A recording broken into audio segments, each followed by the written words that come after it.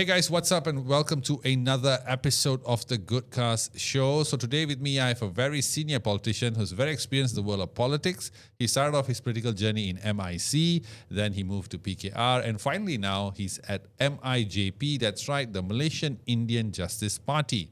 So he's here today to share his input on various issues in Malaysia's political scene. Today we'll be discussing current topics as well as his political journey and his opinion on some of the hot debate topics right now in Parliament and his party's future as well.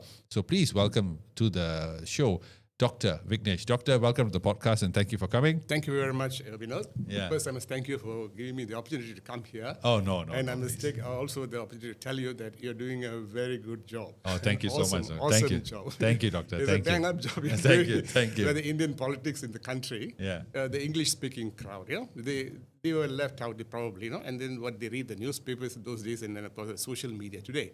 But with you around now, if you had been there for maybe 20 years ago, things might have changed. I think so. The mental makeup, mental makeup of the people would have changed because a lot of people have something in common with us. Yeah, what we are speaking, but then they don't know. Is there anybody to talk about it? Yeah, so definitely. This one good avenue. Thank you so much. Thank you so much, Doctor. Yeah. So, Doctor, you started off from MIC, then you left. You went to PKR. Mm-hmm. Why did you leave MIC?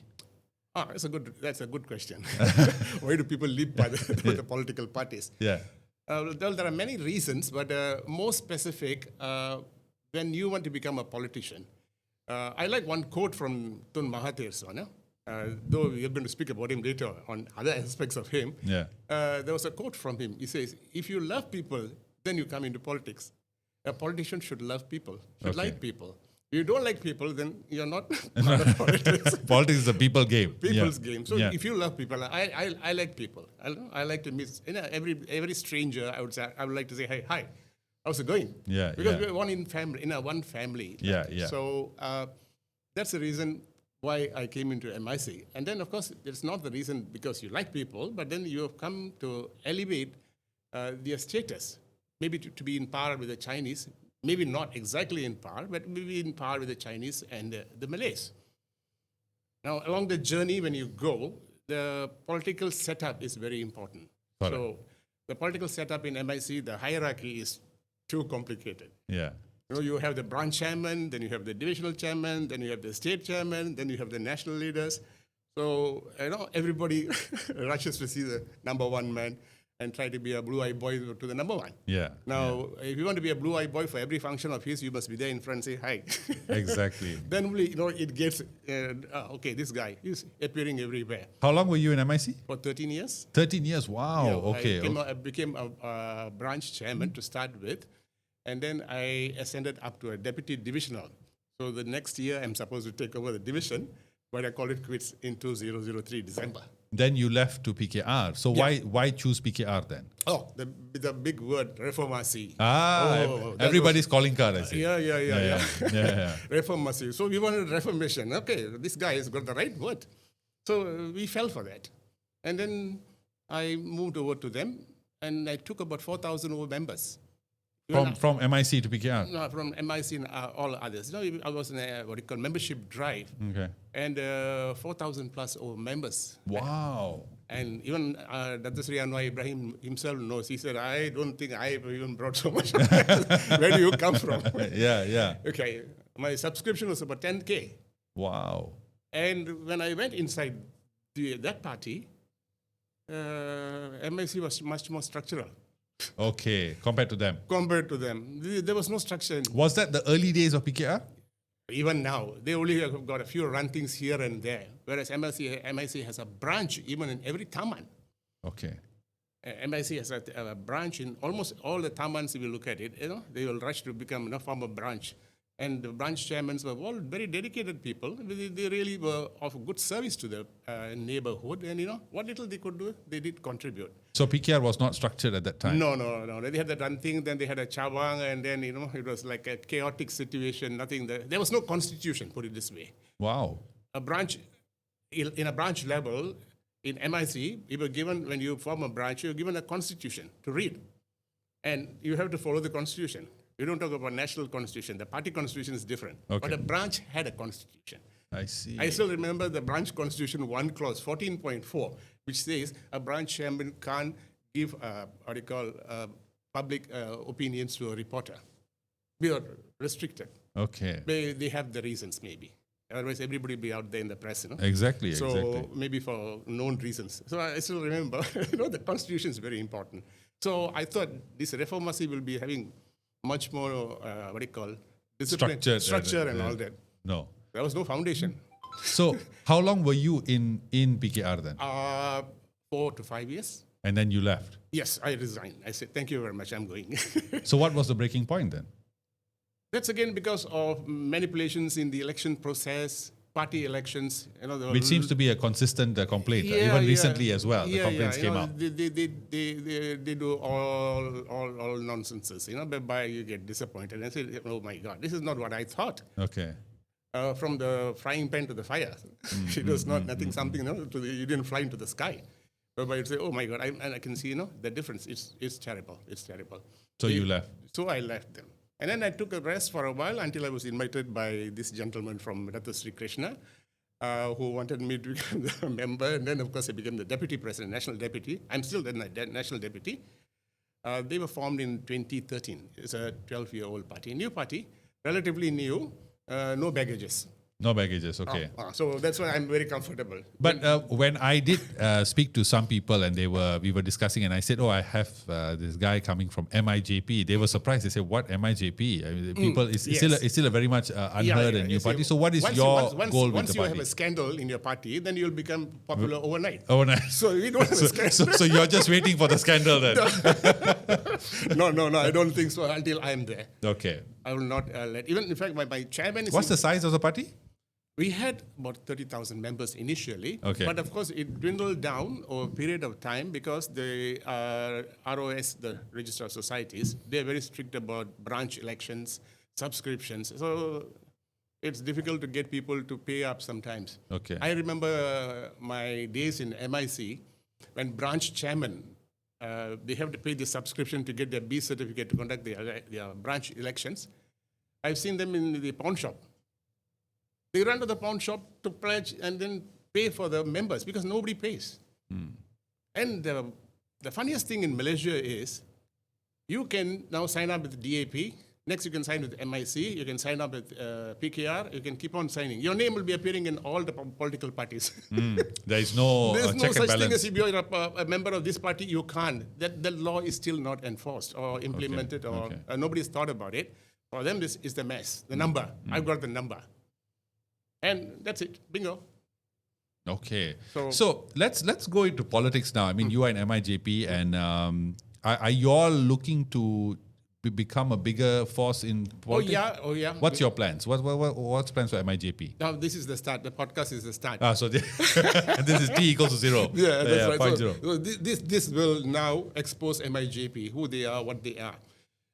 And from there, probably, let's wait and see how things go. Okay. But my intention of coming to meet you up today is it's a very wide subject. I've got a lot of things to talk about. Yeah.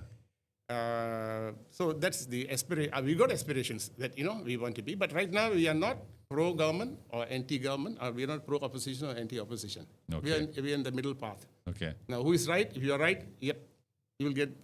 If you're wrong, then sorry. We are going to tell you off straight. So, no fear, no favor. So let's talk about the current issues. Recently in Parliament, I think the big issue now, not issue, but the big talking point is that I think it was YB Ganapati Rao, who stood up in Parliament and said that nothing is being done for the Indians in the RMK 13. Even the opposition, YB Takiyuddin, he brought up the issue that if you are having allocations for the Kampung Baru Cina, what about the Indians? Are you in agreement with this sort of approach of always pointing out what is not there? They are just wasting the time. They are just wasting time. They want to talk something. Yeah. They want to say we are representing the Indians. Okay, the general election is around the corner. They have to start talking about the Indians, speaking about the Indians. And then, of course, they'll say, oh, yeah, somebody raised. Remember, they raised the question in Parliament. But what have you done on the statistical study of the Indian households? Which political party today can come forward and tell me that they have gone house to house and done a statistical study? What is the household's common problems? How many children they have? Husband, where is he working? Is the wife working? And what are the other things? The children, education, etc., etc. If they are qualified, have they got a job? So where is the study?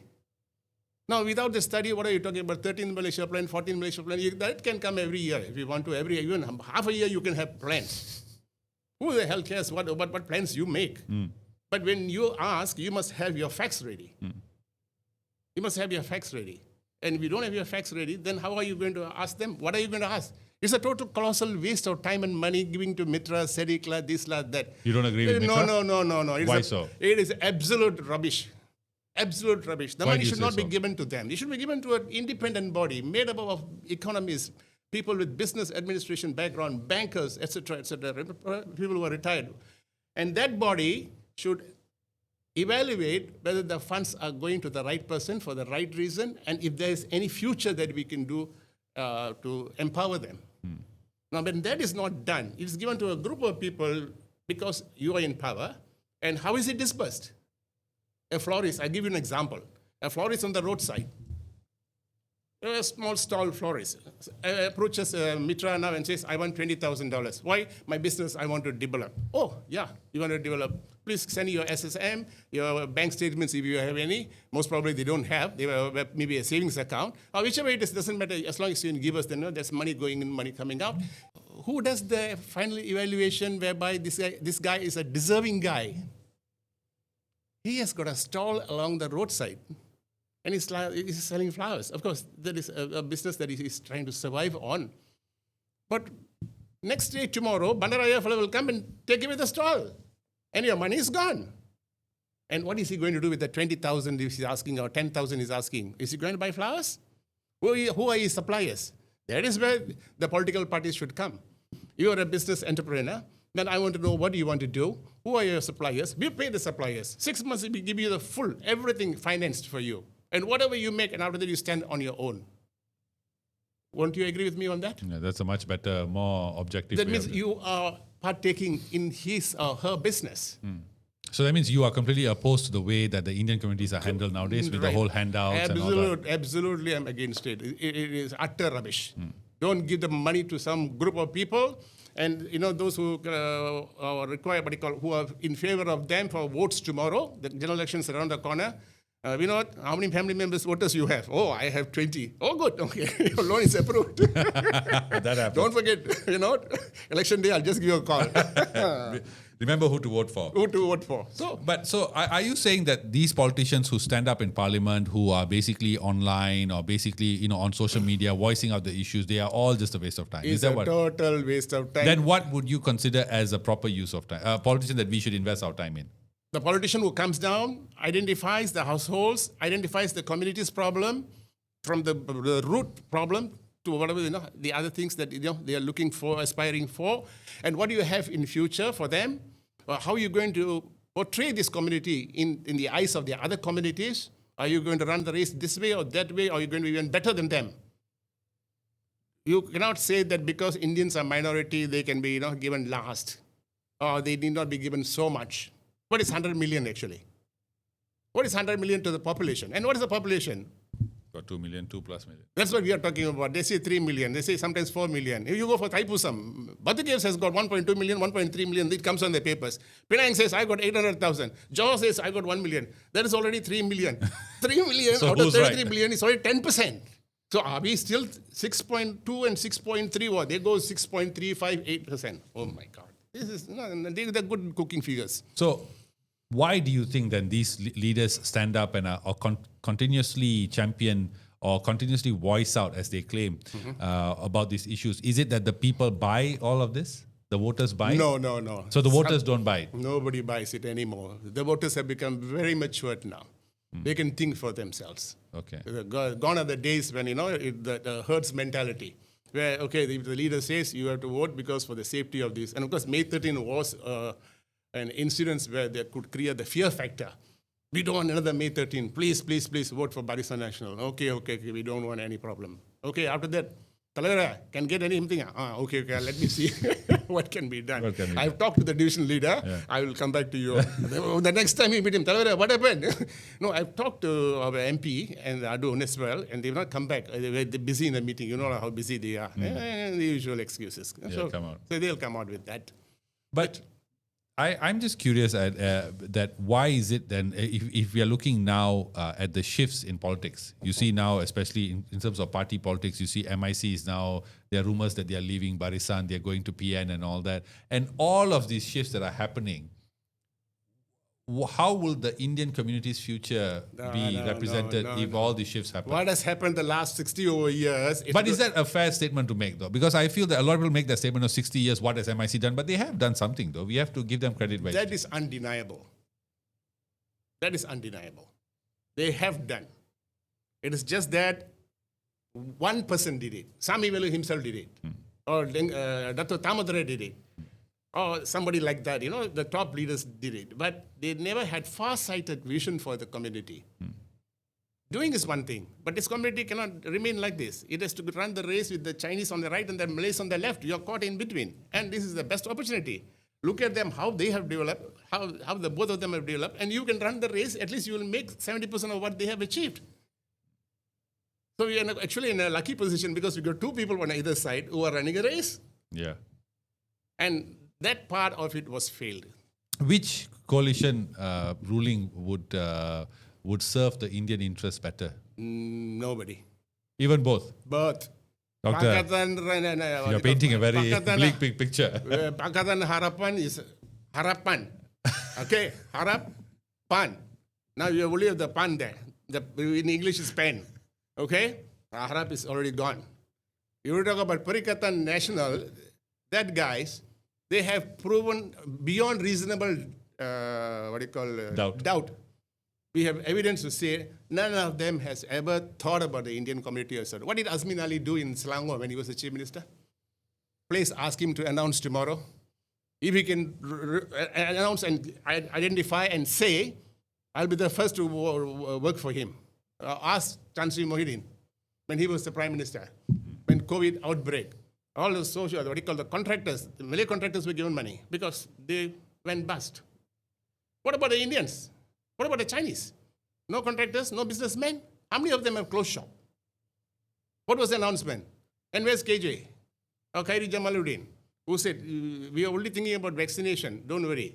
As long as you vaccinate, you are healthy, you are happy. And after vaccination, what has happened? Where are they? They are not there anymore. Okay. They're not there anymore. So Perikatan Nasional is definitely out of the equation. And with past working with them, never will the people will want to look at that. But maybe they might look at now what Outer Singh says. Independent candidates. What Outer Singh said. I'm sure they will listen to what he says. What he says. So maybe this time, independent candidates people might vote for, not party-based politics anymore. But independent candidates, I feel that despite, even if there's more independent candidates in Malaya come the next elections, they still have to serve within the system. Isn't the system that's the problem, that corrupts ultimately? The party hierarchies. You have to still, if you're independent, you still have to choose which side you're leaning towards. Because in parliament they have to divide the seats, right? You know which place you're on. I think the problem is the system, right? The system cultivates this. Yeah, we'll just say A, B, C. Okay, I don't want to define A yet. We'll just talk about B and C. The bureaucratic process in this country is absolutely gone. It's a bureaucracy that has actually not, made the people happy because nothing can move forward because of bureaucracy. The C is corruption. So with bureaucracy and corruption, how can you go to A, which is achievement? You can't achieve. Simple as that. So the bureaucracy has to change. And who is going to change the bureaucracy? There's a top leader. PMX has to change. He has to, of course, he promised everything. He said, when I come in, I'll make sure I'll inject every guy, morphine so that they go to sleep if they don't work. But what's happening now? But don't you think that the RMK 13 has some good points as well? It looks like it's more broad-based. It is on writing. Implementation. When it comes to implementation, whom is he going to give? Whom is he going to trust? Do you think that he will survive this term and win the next term? I had a lot of high regards for him when, the last election, we had no choice. The green wave against him, any sane non-Malay will vote for this side. Though I don't like, I was there and I don't like the system. We were forced to go and vote. If you are a voter, why waste one vote? So I went and voted for him. Fine. That promises that he made, what was that? Whatever that he has promised was never kept up. That's the biggest disappointment. The people are disgruntled. You go onto the ground level. I operate a business where I meet lots of people every day. And I just sometimes, just check it out with them. Hey, how's it going? Tak boleh pakai lah ini orang. That's the word, tak boleh pakai. Wah, sudah kena tipu. That's the next one. He has to buckle up, belt up, and do the damage control now.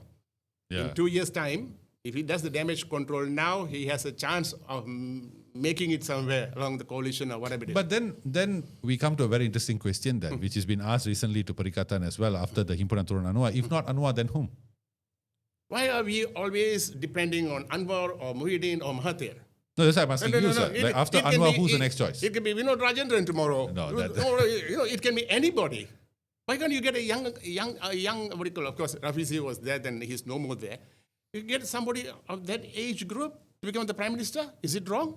It's not or wrong. If you can't get anybody, then bring Najib out. He'll be a better leader because he knew how to harness all the three races, or the Sabah and Sarawak, all the five communities. So the British believed in divide and rule. If you had watched how Najib operated in his tenure, he knew that the Indian community was fragmented, divided by caste system, by many other things. So he went to the Sikh community and said, what do you want for your Gurdwara? I'll give you, please vote. Then he went to the Telugu Association. He said, when you're going to have your AGM, I'll come. What do you want? Take. Then caste-based associations are there. Then he went to Amma, the Malayali Association. So he knew what to do. And only during his tenure, there were more non-Malays taken into the government sector. I see. There were more non-Malays. You think that we should forgive him for the whole 1MDB? What is that to forgive when you don't know whether he's really accused or not? He's not guilty yet. He's still not guilty. Found guilty. Isn't that sort of cherry-picking the facts you want to, Doctor? I mean, we've read the stories. It's not cherry-picking. For us, it is a leader who knows how to harness the crowd. It doesn't matter whether it's a Muslim, or a non-Muslim. It doesn't matter. But it is a very funny thing that we are even having this discussion now about this topic, because I have never experienced a Malaysian political scene where there was never a number two waiting in line. Even during Mahathir, you had Anwar who was there. After that, you had Badawi. And you always knew who would be the next, right? Remember our famous Rahman acronym and all that, Rahman theory and all that. So we always knew. But now, it seems very hard to put your finger on somebody currently in politics who would take over Anwar if he loses the next. Even PN side, they cannot even decide. If he loses, none of the above. You think that Anwar will not win the next elections? That's very difficult to say. As I said just now, he buckles up now and addresses the problem on what we are going to suggest. I'm going to suggest. Then he may make it up with the Indians. But what should he do? First, this Mitra business, money business, and all that, the allocation has to be increased. 100 million is not enough for a community, the Indian community, to be uplifted in any form. There are a lot of aspects that we have to address.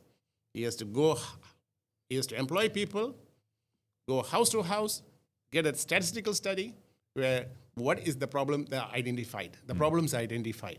And then how do we address it with immediate instant? And all monies should be channeled, as I said, to a body made up of businessmen, ex-bankers, etc., etc. So those people, they will do the evaluation and say, yeah, this person deserves it. Okay. Disburse it quickly. So a private independent body. Then, like, the Flores example, instead of giving the money to him, you say you will pay to the supplier. And the supplier will get the money. The supplier keeps supplying. I say for 3 months maybe, or 6 months, 20,000 or 10,000 or whatever it is for him to just build the business. So every day's collection is his. Down the road in 3 months, the guy has got ample money, then he doesn't depend on you. But he'll thank you and say, yeah, You did the right thing. Okay. Instead of going and giving my handout, and what is he going to use it for? 20,000 for a stall florist on the roadside? That's too much of money. He is going to use it for himself. Correct. And after that, he'll forget you in case there's an issue. Oh. Like you, election. Sukma, that, what do you call it, Silambam drop. And this guy will get angry with you. You clear 20,000 and he'll not vote for you. No, but again, even thanks for bringing that up because I wanted to discuss that with you. The thing about this whole Silamam issue, which I find a bit weird, is that Silamam has never really been gazetted as a consistent element, right? I think it was in 2 years before this, it was there, then it was dropped, it was there, it's dropped. Do you think when Hanayo had said recently, don't racialize this issue, that is it an issue worth racializing, or is it just more of an administrative choice? The Indian mentality has to change. There's got to be a paradigm shift in their thinking. You want your Salambam to be recognized. You want the people to appreciate it. You train your people. You make them excel. You show it to them and see, this is what I have. This is the art that we have. They might want to involve you then. Why do you need to wait for selections from the state or the federal level for footballers, or even in badminton? We've got enough Indians, who can play good football. Yeah, send them outside then. Yeah. From a private club. Yeah. You're 100 million. You're talking about Mitra. Put a club, form a club. Get the best of the best. They will become a national team. Hire them to the country to play for the country. Don't give free. Hello, I've got the best, better than your team, your national team. If you want, pay me money, I'll put my players there. Instead of you bringing foreigners to play for you. And then you naturalize them. And then what do you call, they get give them, make them Malaysians. I could never understand that. That part of it, crazy, come on. And then I hear some people, even KJ, I think a few pundits, no, this is normal. Yeah, this may be, but Malaysia football is our number one sport. Why can't we find local talent? Out of the 33 million, all 33 million are paralyzed, is it? Handicapped, is it? Yeah, exactly. They're handicapped. Yeah. If they're handicapped, then we understand. We need foreigners at least to keep that image of the food. These fellows are handicapped in their minds. Yeah.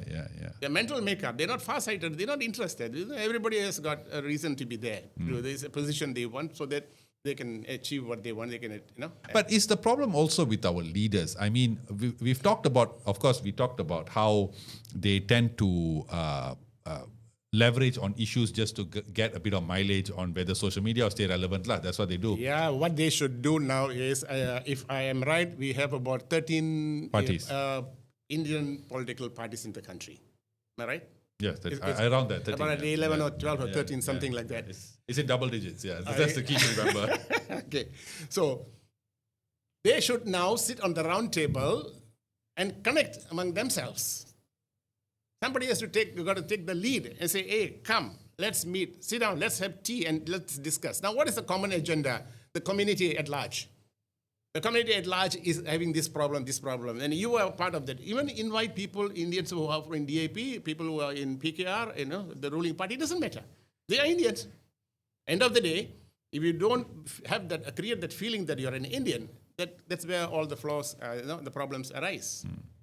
But that feeling that I'm an Indian, you are an Indian, don't talk about, But even if in MIC you have caste politics, you have your Gaundars versus your Devas, even if within the party itself they cannot unite, then how are you expecting 13 parties to come together? The leader should go. This should be a wake-up call, what we are talking. If he is listening to us tomorrow, hopefully. Then there should be a wake-up call. Yeah. I would suggest all the 13 leaders. I have attempted, I've tried. I've called Vedamurthy, and he says he'll find time to meet up, but until now, no. Then I've called, what do you call... He was busy meeting Tan Sri Muhyiddin and the 10 other parties. Now, I just don't understand the race, the rats race. All these guys now want to lean towards Perikatan Nasional. One guy said, I better become part of them, and when they form the government, at least I'm representing the Indians. I like that. Oh my God. MIC said that 60 years ago. And what has happened today? Yeah. And you're going to repeat. There is a repertoire of the whole thing. You cannot demand. Because some of them, like past supporters club, the Indians, are supporters. They're not even members.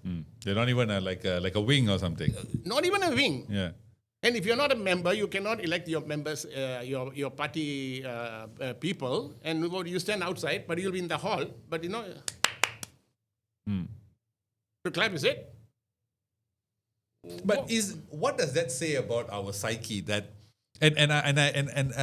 where these leaders, like people who are part of the past supporters club and all, they would rather be on the fringe of a party that they deem to be a strong party, like Bersatu and all this, as opposed to huddle together and say, let's form a party or let's form a coalition. That's why I'm suggesting this 13th party should form a coalition of Indian political parties. A coalition of Indian political parties. So is it fair to say then that our Indian leaders are mostly self-focused as opposed to people-centric? If they're not meeting, then that's the answer. If they're not going to do what we suggest, then this is the answer. And why everybody will be running a rat's race to lean towards PH or PN. But then why is it Tan Sri Muhyiddin can bring 11 parties together, most of whom were Indian parties together, but Indian parties cannot huddle together? This is where the problem is. And they thought that we should stand as a community by itself and demand what we want. It doesn't matter whether it's Pakatan Harapan or Perikatan Nasional who rules the country. But if we are together, we connect, then you thrive. Your community thrives. If we don't connect, your community is the same. Be in the same doldrums again. So this intention, this idea should come from them. And they should say, yeah, why not we meet and we talk and we discuss. That means any national issues regarding the Indians will be addressed through this committee of Coalition of Indian Political Parties. And then whatever we want, we can suggest and say, if you don't give, then we are not going to be in favor of you to inform the people to vote for you.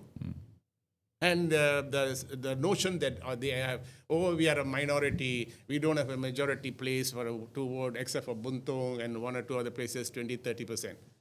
That's another rubbish, a whole load of rubbish, what people has conceived. My conception on that is wrong. I will say they are totally wrong. What's the right conception? Okay, let's go back 5 general elections from the time 2004 until the last. Okay? 95% of the Indian voters were for the opposition. Yes. Disagree with me? No, I agree, yeah. Maybe 100, but let's conservative figure, 90%. Let's say 90%. Make it 90%. 90% voted for opposition. They wanted the opposition. Do or die, doesn't matter, it's opposition. Whether they come to power or not, don't mind, it's opposition. Indian votes, Let's talk about Indian votes, And I've been following it, scrutinizing it very carefully from 2004. I see 60 to 65 parliamentary seats was because of the Indians. How did you come up with that number? You win by 3,000 votes. The number of Indian voters are 5,000. 90% have voted. 9 times 5, 4,500 have voted. So you have won because of the Indians. If they had swayed to that side, you have lost. Now you have to go back and do that homework. Then only you will know what I'm talking about. 60 to 65%. Though we might be small, but don't underestimate us. We're chili parties, man. The big chili sometimes it doesn't sting as much as the small fella. Yeah. So if we are together, then this chili party can dictate terms. And who can bring us together? These 13 political party leaders. MIC should initiate. After seeing this podcast, maybe, if it's one or two that heard it, and then they decided, or for that matter, MIJP can initiate it, I can initiate it, but if I call, will you come? That's another question. Oh, they may come, but then they want to listen and say, okay, who's going to be the leader among us now? That's the thing. It's important the 13 of us, I've got the majority, I have 600,000 members now. Then that was 600,000 in Sami Yulu's time. But now I don't know what's the actual figure. The actual figure, what is it? As I said, in Malaysia, it's very, very peculiar. You can become an MSc member, and at the same time, your name can be also in PKR. So, are you telling the truth, or this guy is telling the truth? The same Vinod, Same Vinod is there, same Vinod is here. Yeah. Will they bring a system and say, no, if you are in one political party, we'll check, and no, you can't. Will that system come? If that system comes, all the political parties will close shop. Definitely. You don't know the numbers. You don't have the numbers. But let's talk solutions then. Besides getting together, what other solutions would you recommend? Once we get together, then we pass certain resolutions whereby we say, okay, this is what we are going to demand. But you can demand from the present PH government. Even if they are now, it's together. never too late now. If the meeting is convened now, and we can come to a common conclusion. These are the identifiable, the problems that are identified from the Indian community, and you put it up to the ruling government and say, please, this is the time you address it. If you don't address it, down the road, 2 years' time, forget it. We're not going to go to PN. We might put independent. But even in that case, I think there's two things we need to consider here. Firstly, is that most of the Indian parties now, out of the 13, they are pretty much smaller parties. Yeah. Yeah, like if I'm not mistaken, like as you say, MIC has about 500,000 members, PPP has about 300,000, 200,000 members, right? So these are the two only significant parties that are there in terms of member base. Member base, even I think Michael Sakti, that guy also has some numbers. No, some numbers. Some numbers, yes. So but the problem, the second issue I see is that Indian parties suffer from a perception crisis. So, for example, as you rightfully said, in the last elections like 2008 and all that, Indians voted for opposition. No Indian party there. They most of the votes either went to PKR or DAP. Yep. So they would rather vote for anyone. But even now, you see parties like MIPP and all, they are still at the infant stage. Yeah, that's right. And they still struggle from that perception. Your Indian leaders don't know lah. They may take the money and all these stereotypes are there. So how do these leaders overcome these stereotypes? How do they reinvent themselves? We have another situation where the rich and the educated have always shied away from politics. The rich, affordable, and the educated, middle class, upper middle class. Oh, politics is dirty. I don't want to go inside. So when you say politics is dirty, what choice had Sami Velu at that time? He has to go to the B40 and grab them. Because Mahathir will be asking, hey, berapa orang jodoh, Ali? Oh, 500,000. Okay. Now, 500,000, I need money. Okay. So you see, the rich and the educated always shied away from Malaysian-Indian politics. I'm talking about Indians, so I'm not talking about other races. So because you kept away, you let somebody else run the show. Now, if they participate, you say it's dirty. Yeah, there's a glass of murky water. If you keep on adding clean water, what happens? It becomes clean. It becomes clean. So your participation is important. If you shy away from politics and then condemn politics because in the coffee shop and of course in the long bars, then the situation is going to be the same. They should come down, they should participate, they should volunteer and say, come, we'll sit down. Even they can convene a meeting for all these political parties. We'll be happy to have the big boys, of the Indian community who will want to convene a meeting and say, hey, come here, let's sit down and talk. It's time we talk. Otherwise, things can even go worse from now onwards. So this scrambling for seats to PN now, MIC and I saw Urimai and then MIPP and all that people are running. I think it's a total waste of time. Don't. Yeah, if you go, they give you a seat and you contest. If you lose, fine, you come back home. If you win, what can you demand? What can you get from an Adun seat? What you can get with one MP seat, 2 MP seat? No, what is happening? So is the answer then for us, Indians, to focus more on economic power as opposed to political representation? We need both. But we're not getting the latter, as what you said. Even if we have MPs, right, 1 or 2 MPs, we can't do anything. Even now, you see in the whole Madani government, yes, the MPs are quiet only recently because of the pressure of the opposition. Yeah, the representation in Parliament is one thing. What I am trying to say is, if the political parties unite, they connect with each other, then the demand is different. Whether you got MPs or no MPs, doesn't matter. End of the day, you need the vote. Yes. And you have to come to me. And when you are united, every other Indian outside will listen to you. Hey, finally they have got together, man, and they are talking something constructive for the community. Yeah, I think this time we will listen to them what they say. So we literally take the lead to guide them, say this way or that way. But interesting point you bring up there. Why is it then that the Indian leaders that we have now rarely, if not none at all, talk about anything constructive? It's always pointing out the issue. That's the best time. That's the best thing to waste time. If you want to waste time, that's the best thing. Yeah. If you want to do constructive, you won't be talking because you'll be on the ground, identifying problems and addressing problems. So if I don't want to do that, it's the best is to talk. I condemn you, you condemn me, and that's it. We pass the buck. And we accuse each other, backbiting, bickering, etc., etc., etc. That's a lot of politics, is it? And there are a lot of guys who would read that news and get excited. Oh, that man talked now. Our person, nalla person. He's brave. He's brave. Yeah. What is he brave about? What type of leader would convince you that they deserve your vote then? Anybody who can do for that Indian community anything that is constructive, good for them, he gets my vote. But isn't Anwar Ibrahim doing that? Isn't he moving towards... Oh, yeah, he promised like MGR on the stage. You watch Tamil movies, right? Tamil movies has a hero and a villain. Invariably, the villain is one guy called Nambiar. Yes, Nambiar. You know Nambiar, right? Yes. So MGR is there, Nambiar is there. On stage, this guy is also, whoever arranged that function, gave him a whip. And, the song, the background, the song was going on. It's a very motivating and, very, very, very interesting song. If I come to power, I'll make sure the poor doesn't shed tears anymore. That is the line. So he sang that. And then when he got down on stage, he became Nambiar. MGR from hero to villain. Yeah. MGR up the station, Nambiar down when you come to the ground. Whatever he has talked and he has said, nothing is being delivered. So people are very, very angry. The general public is very, very disgruntled about it. Of course. Yes. So it's time he built up, But what are the internal problems within us? Because I have, recently I read a study that was done by UKM, I think in 2011 or 2012. And one thing that separated Indians from the Malays and Chinese in terms of wealth distribution, right, is Indians by far have the most unequal intra-wealth distribution among all the races.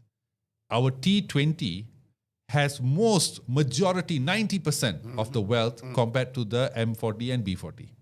Okay. So isn't and in some wealth classes like assets and all that, not assets, but I think there's few other wealth classes, the disparity is so much that in some cases the B40 have zero, but the T20 and M40, T20 has the most, 90-80% and all that. So isn't the issue that us as a community also need to change? We also have problems like opportunity hoarding.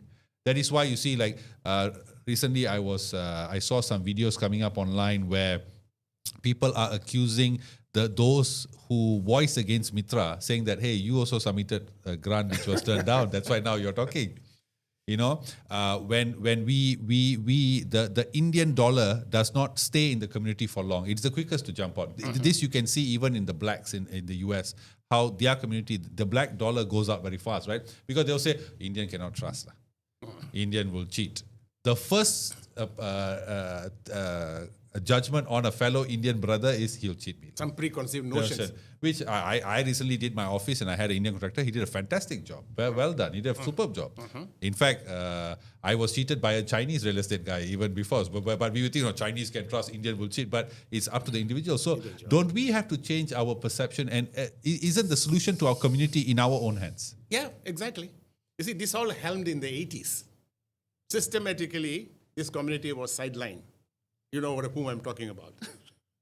80s. Who was the Prime Minister? 81. Oh, 80s. Yes. Okay. Systematically, this community was sidelined in every aspect, from business to education to name it, everything. So that period, when they were sliding down, is when, the disparity became so big that, they couldn't, there is individual survival.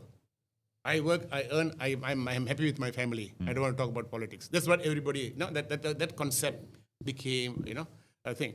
Now, to revamp the whole thing, to revive the whole thing, it's still possible. It's still possible, whatever you ask your question, it's possible. But provided we have the political will. If we don't have the political will, then nothing will happen. It'll be still individualism. Individuals are individuals. They'll make, whatever they think for themselves, and, they're not bothered about the neighbor.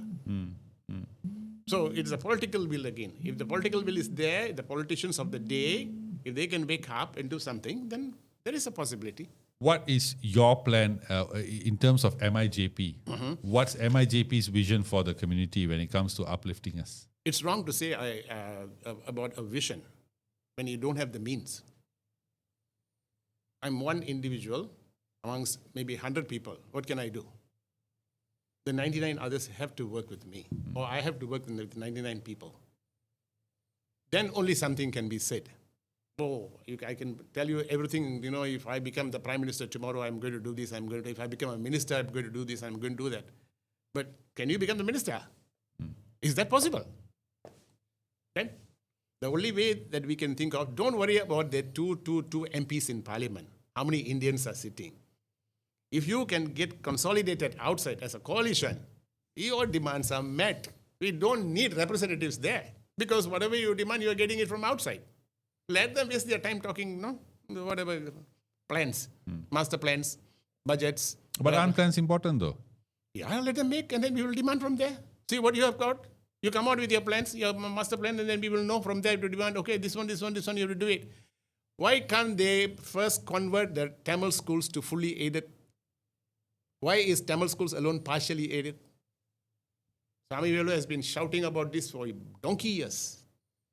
And then, of course, all the subsequent leaders have forgotten about it. Today, they have forgotten about it. Some of them have forgotten, is there Tamil schools or not, they'll ask. Tamil political, I think, I thought they're all close already.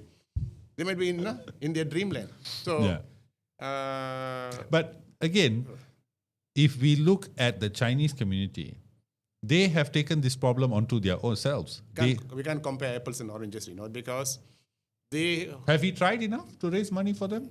Yeah. But see, the Chinese community is a different ballgame altogether.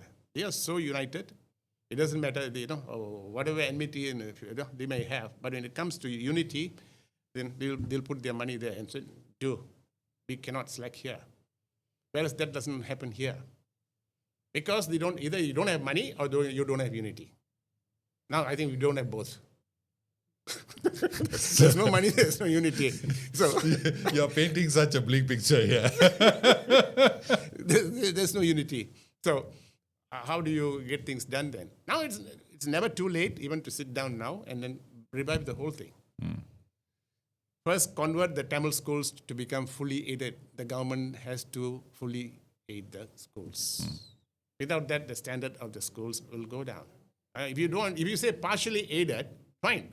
Then can they have their own syllabus? Syllabus alone, you must listen to the Ministry of Education. When it comes to other things, financing the school, the class, the level of the school, the status of the school to be lifted up, partially aided. And they have this LPS, Lambaga, Pangalola, and Scholar. And the headmaster, if suppose she likes you, she'll say, can you become the president or chairman of LPS? Okay, you go there. Then what do you do? What do you do? You're holding a post, big post. But what do? You can't do anything. Do you raise funds? Do you go into the actual situation, the child which comes to school? Has he taken breakfast? Has he been given lunch? Has he been given nourishment?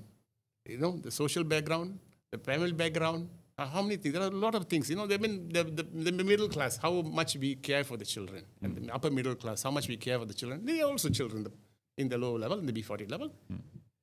Nobody thinks about that. And what are you going to do? You must be connecting with people and, you must rope in people to bring in funds, etc., etc. And then, the air condition the classrooms, blah, blah, football fields, your selection of games, make them, good in this and that. So in education as well as in extracurricular activities. So this is not being done. So it is, again, finger pointing. Finger pointing, we are the best. 10 fingers. God should have given, extra fingers for Indians.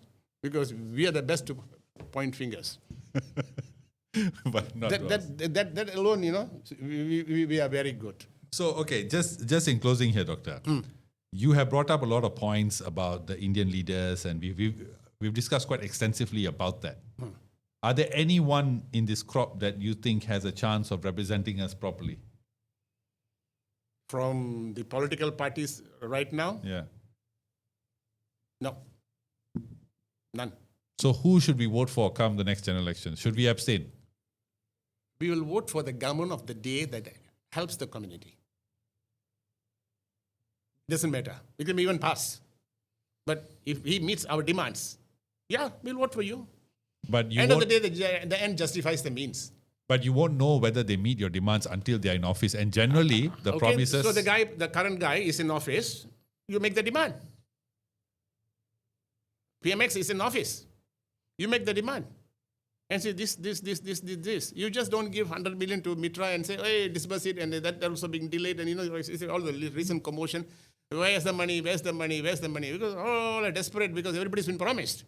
And who are those who are promised? 100 million people? Huh? 1 ringgit for a person? Yeah, okay. That's not a very good way to allocate funds, doctor. No, the way they're fighting, so this is the only thing that we have. And what is 100 million for an Indian community in this country? It's pittance. Because there was no statistical studies done in the first place in the households. Employ all the SPM laborers, get them to go house to house. Pay them monthly salary. The Mitra has got the money. Pay them the money. Get the statistical data. Then you have a database, then you know where exactly what is the problem. And how do you address it? You want to give it funds, you want to give money, other means, etc., etc.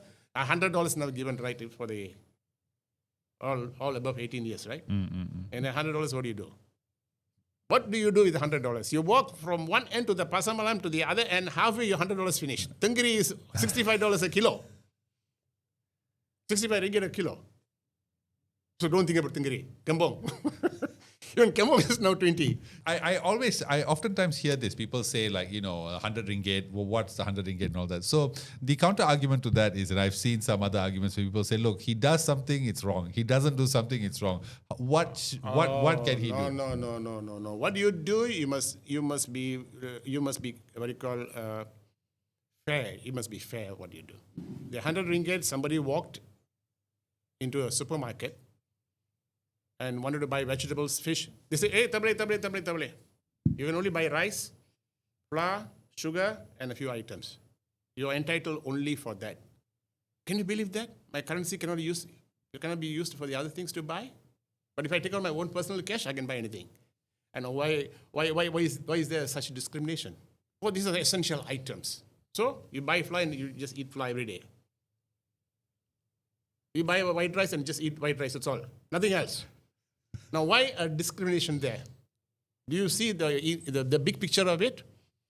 All the supermarket owners probably would have rushed to him, gone to him and said, look, times are bad. Huh? You raise the price of this and you raise the price of this. You see, everything is going up. We are going through bad times. Don't worry, be happy. I'll give them all $100. They will come back to you. But don't sell everything. Sell a few items. And the supermarkets, the margin is very small in selling rice. That is why they say you buy rice. Where the margin is big, they won't allow you to buy. Do you see the inner picture? That's a bigger picture there. This must be the reason. Otherwise, I got 100 ringgit, I can buy anything I see there. Why am I told you can only buy A, B, C, D, E? Okay. So, you're 100 ringgit. You give, it's a problem. Now, this is the problem. So you don't give, okay. You take during Najib's time. Yeah, he had Brim and all that. Yeah, he's the one who started it. Brim was 1,200 ringgit. I signed up. Oh my God! I'm on my own. I had to put this Kema in the low-cost apartments because those people they can't fill the forms. You have to take a photograph copy of the IC and all that. On my own expense, every weekend I used to do it because just to sign up. And many people were very happy. End of the day, at least they got something to look forward to. I'll give you one typical example that happened. A Malay, this is a low-cost housing scheme like the PPR, talking about PPR flats. A Malay family and then the Indian family neighbors.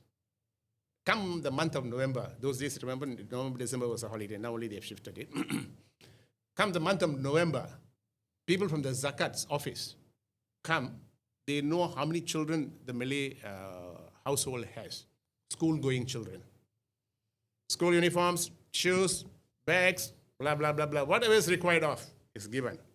This Indian child, the neighbor, looks at it and says, oh, you all got everything new, huh? Mommy, when am I getting? I wait till your father gets a salary. You morally, the child, I can't get it now. Everybody has got it. How does the child grow then? With that intention, see. It is like, okay, he's got old pair of shoes, which is worn out. Socks, of course, one pair of socks or two pair of socks and uniform also. No, it's not as good as new. So these are the small situations. Your 100 million you want to disburse, please disperse it to them. Go household, do an evaluation and go and give it to them. But that's welfare, Doctor? No, why welfare? Welfare is when you can't afford to, the government, masyarakat, kebajikan masyarakat. But then Mitra's mandate is transformative. They should not even call it a loan. Why are they giving a loan? It should be a grant. It should be a one-way ticket. It should not be two ways. They are not bankers. But since when they got a banking license? But grants are expensive, Doctor. To the government, grants, everybody wants grants. See, the argument is that everybody wants grants. But yeah, you give the grants in the appropriate way, identified the situation, and then you give the grant. That means it's purposeful. The guy wants to make mineral water. Yes, you got a market. Where are you going to sell? Okay, I'm going to sell only on Thaipusam Day. Then how much you need? Okay, we'll give you on Thaipusam Day all your brand. Okay, what brand you want? You put it and sell it. That's a grant. He makes the money. He's happy. You are happy. The guy who gave is happy. The guy who received is happy. When you give a loan, the banks are there to give loan, loan sharks are there to give loan, and friends are there to give loans. Why do you need a political party to give loan? Tekun loan. Let's take Tekun. How many millions were given to Indians? And how many has paid back? 99%. Tadabaya. And they will write it off. They'll send, put in CTOS or whatever it is, they put the name there and then that's it. It's gone. Tekun is a good example where the Indians I have helped a lot of people during my tenure from MIC to even MIJP now. Tekun loan. They want 10,000, 20,000, 50,000. 50,000 is the maximum limit. The lowest is 20, 30,000. No payment. Why? He is in dire need because he's got some debts to pay. Please help. No? And what are you doing? You're doing the same. They have not identified why they're giving the money. The person they know. But they have not identified the cost. Why am I giving this money for him? Huh? You want to lend 10,000 to me now. You will definitely want to know why you need that money. So I have to give you a feasibility study on, I have to buy bottles of this, they've got a market there for export. Then you'll say, okay, you take the 10K. You repay whichever way you want. That is different. Fair enough. So, Doctor, before we close this, I just want to get an idea from you. MIJP now, you guys, you're back here. So this is the first step in revitalizing, re-energizing the party. So how do we join your party, Doctor? It's only an application form. Just one. How do we get it? Yeah, I can send it across to you. Perfect. Okay. Perfect. More so, we should disseminate this to more people to think the same way that what we have discussed. I want my friends out there, all our friends, whether we know them or we don't know them, it doesn't matter. The Indian community at large, the rich and the educated, has to make a bold move to partake in this political situation that we are in. If they don't, just relying on politicians of the day, this is not going to help. This is not going to help. It'll be the same thing repeating. History will repeat it. History repeats itself. So I may wholeheartedly want our Indian friends, and they will turn back and ask, how do I give? Whom do I give? This is a good question, isn't it? You should ask me that. Yeah, exactly. How do I give? Whom do I give? First, let them come. This is this coalition of Indian political parties. If we are really convinced about, they are convinced about us, they will give it to that organization, the coalition. I don't want to take it individually and then say I will disperse it. That's not right. But it feels like when you say this coalition and all that, it feels like you're using an old method to solve, which has failed to solve a current problem, right? You talk about what was the old method? The old way is, of course, see, I have always been against the idea of giving money to political parties to then disperse the people. Because generally, especially from the Indian side, there have been many cases of mismanagement. We have many examples, even in MIC's case, back then, all these shares and all that kind of stuff. We have examples. So regardless of whether we come together, if the money is given to this coalition of Indian parties, the tendency or the probability of it being mismanaged will still be there. Because now you have, it's like the saying, too many chefs spoil the soup. Yes, that's the reason why I proposed earlier the money should be dispersed by an independent body. Who elects those people? No, you appoint them. Who appoints it? See, that's very important. This coalition only discusses policies. They don't handle money. They only discuss policies and proposals, blah, blah, blah, whatever it is, where you demand, from whom you demand, etc., etc. And of course, the commoner wants to donate, okay? It will go to a common body made up of individuals appointed by them who are experienced people. So they will do the feasibility study and say, okay, this guy wants to do this. Can you quickly do a research, or what you call study on that? He does a background check, and then it's not only checking the background. This business, can it be improved further?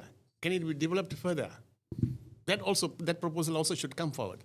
And that proposal come back to them, the money from the government channels straight to the recipient. You don't need to go through a body even. You just do your background checks, etc., etc., etc., and then the recipient gets it from the government. And I just feel my issue with it is that the people who make up this body, their appointments are crucial because I've spoken to, I've had some guests. In fact, there was one guy, his name is Samuel Isaiah. He runs this NGO called Pemimpin, where they actually work with teachers. Their focus is teachers. So they work with teachers and all that. Very impressive guy, Indian guy, very impressive guy, you know. And he was telling me that after COVID, when Tun Mahathir wanted to relook at the education policy, education system and all, he personally called him. All right, he called him because this guy is good. And when I met him, impressive guy, very impressive. But generally, if you give the appointment task to these parties, what will happen is, hey, my friend is here, put him in. My friend is here, put him in. I know this guy, put him in. And then we are back to square one. So that's why I feel the appointment of these people is very crucial, very crucial. The appointment is one, the proposals, the policy making is another. The fund, the recipient from the government, he gets it directly. Because we have evaluated, we have checked background, etc., etc. We got the proposals for this and that, etc., etc. The government can give it to him straight. Hey, this guy is a good guy. This is a deserving guy. He deserves that. He must be given. Quick, disburse it all.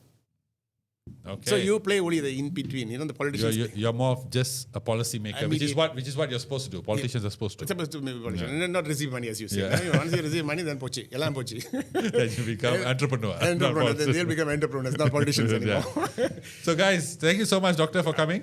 Thank you so much, Doctor. I really appreciate it. I really thank you for inviting me to. No, please, you always have a chair here. Please come back whenever you want to discuss MIJP. I think I'm always here to support Indian leaders and thank you push very Indian much. parties. Thank you very much ahead. for that.